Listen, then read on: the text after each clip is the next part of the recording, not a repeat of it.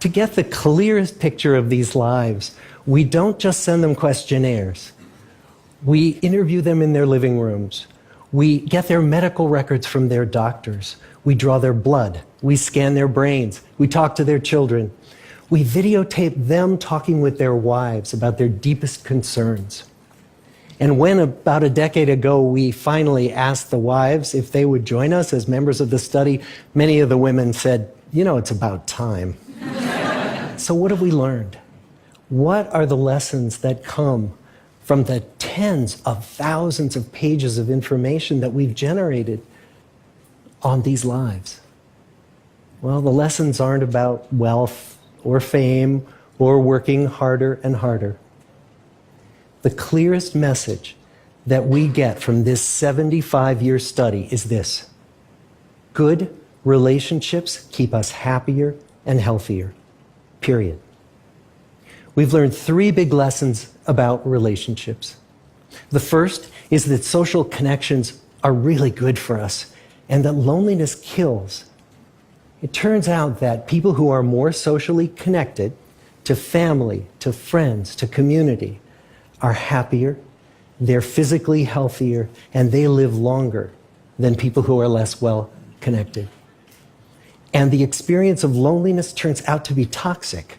People who are more isolated than they want to be from others find that they are less happy, their health declines earlier in midlife, their brain functioning declines sooner, and they live shorter lives than people who are not lonely.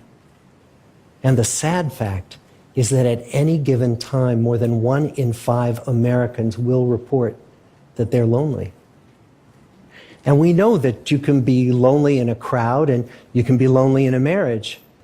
So the second big lesson that we learned is that it's not just the number of friends you have, and it's not whether or not you're in a committed relationship, but it's the quality of your close relationships that matters.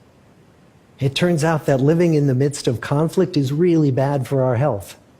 High conflict marriages, for example, without much affection, turn out to be very bad for our health, perhaps worse than getting divorced. And living in the midst of good, warm relationships is protective.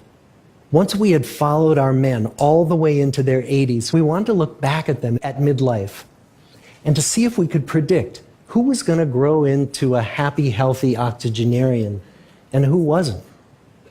And when we gathered together everything we knew about them at age 50, it wasn't their middle-aged cholesterol levels that predicted how they were going to grow old. It was how satisfied they were in their relationships. The people who were the most satisfied in their relationships at age 50 were the healthiest at age 80. And good, close relationships seem to buffer us from some of the slings and arrows of getting old.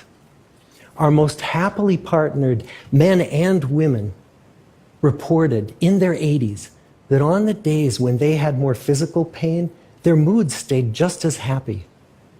But the people who were in unhappy relationships, on the days when they reported more physical pain, it was magnified by more emotional pain.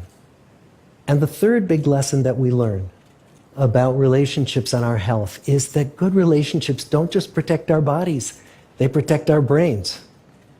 It turns out that being in a securely attached relationship to another person in your 80s is protective. That the people who are in relationships where they really feel they can count on the other person in times of need, those people's memories stay sharper longer. And the people in relationships where they feel they really can't count on the other one, those are the people who experience earlier memory decline.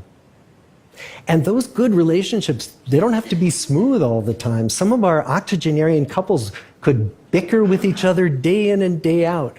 But as long as they felt that they could really count on the other when the going got tough, those arguments didn't take a toll on their memories.